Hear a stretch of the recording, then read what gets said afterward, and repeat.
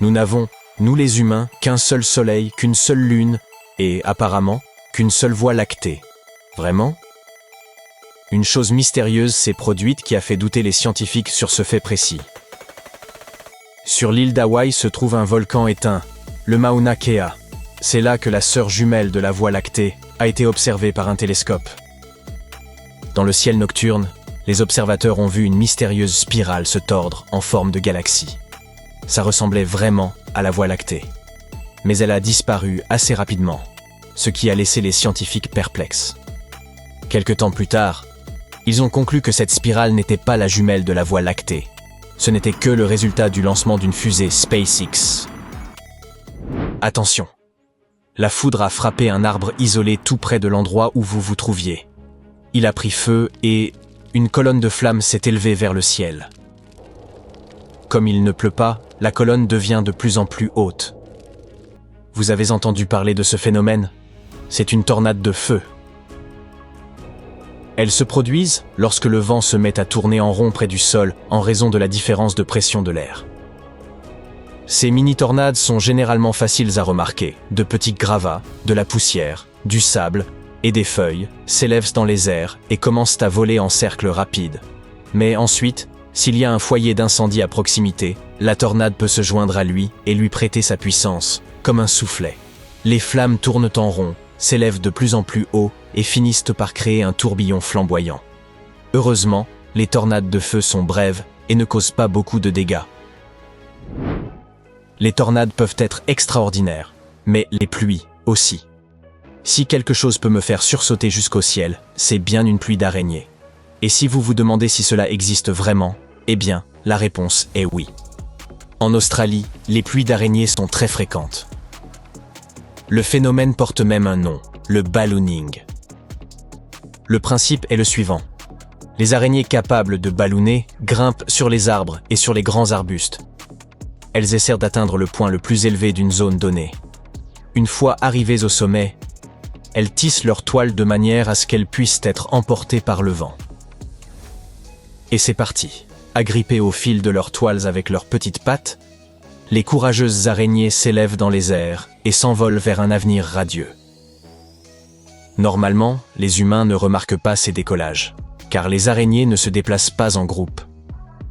Vous pourriez être un peu surpris si une araignée venait soudainement atterrir sur votre nez. Mais il est généralement assez rare de rencontrer plus de 2 de ces voyageuses le même jour.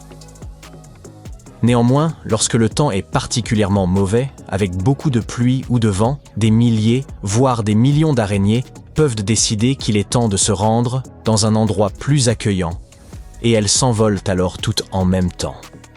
C'est alors que se produisent les pluies d'araignées. Ceux qui ont assisté aux dernières pluies de 2012 et 2015 disent que ça ressemble à une chute de neige. Les araignées descendent lentement avec leurs petits parachutes et viennent blanchir le sol. Imaginez maintenant que vous regardiez par la fenêtre et que vous voyez quelque chose d'incroyable, un arc-en-ciel. Mais il fait déjà nuit et la lune brille dans le ciel nocturne. Ah, attendez, c'est exactement ça, en fait. Un arc-en-ciel lunaire. Appelé moonbow en anglais, c'est un phénomène extrêmement rare. On dirait en tout point à un arc-en-ciel ordinaire, sauf qu'il apparaît au clair de lune, après une averse. Heureux d'avoir vu un si beau spectacle, vous vous rendormez. Le lendemain matin, vous regardez à nouveau par la fenêtre et, soudain, le soleil est pratiquement caché. On dirait qu'il fait à nouveau nuit. Vous entendez des bruissements lointains et une sorte de croassement. Perplexe, vous levez les yeux et, surprise, il y a des milliers et des milliers d'oiseaux dans le ciel, si nombreux qu'ils bloquent toute la lumière du soleil. C'est ce qu'on appelle le sorsol, soleil noir en danois, un nom tout à fait approprié. Normalement, cela n'arrive qu'au Danemark, d'où le nom, où de nombreux étourneaux migrateurs s'envolent en même temps à la recherche d'un endroit où passer l'hiver. Ils sont si nombreux qu'ils obscurcissent le ciel pendant quelques instants. Ce qu'ils font près de chez vous, c'est une bonne question. L'argent ne pousse pas sur les arbres, mais il peut tomber du ciel. C'est le genre de pluie que j'aimerais voir un jour. Une pluie d'argent. Un tel événement s'est produit en Allemagne. Les gens ont vu des billets de banque tomber d'un gratte-ciel. Personne ne sait pourquoi cela s'est produit. Quelqu'un aura probablement laissé tomber accidentellement un sac rempli de billets par la fenêtre. Mais cela représentait environ 50 000 €. Les personnes qui ont eu la chance d'être surprises par une telle pluie se sont révélées être très honnêtes et ont rendu toutes ces jolies gouttes de pluie, je veux dire ces billets de banque, à la police. N'attendez pas la deuxième averse. Trouvez plutôt un boulot. Toutes les pluies ne sont pas aussi agréables que celles qui vous versent de l'argent sur la tête. Une pluie assez désagréable s'est produite en 1876 à Olympia Springs, dans le Kentucky. Une certaine Madame Crouch raconte qu'elle était en train de fabriquer du savon chez elle, quand soudain, des morceaux de viande crue ont commencé à tomber du ciel. Certains de ces morceaux étaient assez gros, atteignant plus de 7 cm de diamètre. Elle aurait préféré du poulet frit, mais on ne lui a pas demandé son avis. Les journaux locaux ont rapporté que 2 personnes ayant préféré rester anonymes avaient goûté la viande et conclu qu'il s'agissait de moutons ou de chevreuils. Des mois plus tard, des scientifiques ont décidé de découvrir la vérité sur cet étrange phénomène. La question a fait l'objet d'un débat animé, jusqu'à ce que l'un des chercheurs parvienne à la conclusion la plus raisonnable. La pluie de viande avait dû être provoquée par les vautours qui survolaient la ville à ce moment-là. Ces oiseaux régurgitent parfois leur nourriture en plein vol, un mécanisme de défense, ou simplement pour alléger leur corps, afin de voler plus vite. Et c'est ce qui a dû se produire juste au-dessus de la maison de Madame Crouch, malheureusement. J'adore la Californie. Téléportons-nous à Los Angeles. Vous voyez ça? Presque au-dessus de votre tête. Une magnifique cascade de nuages en forme d'arc-en-ciel. C'est ce qu'on appelle un arc-en-ciel de feu, ou arc circum horizontal. Encore une fois, c'est un phénomène rare, mais ici, à Los Angeles, il a beaucoup plus de chances de se produire qu'à Berlin, par exemple. Les arcs-en-ciel de feu n'apparaissent que lorsque toutes les conditions sont réunies.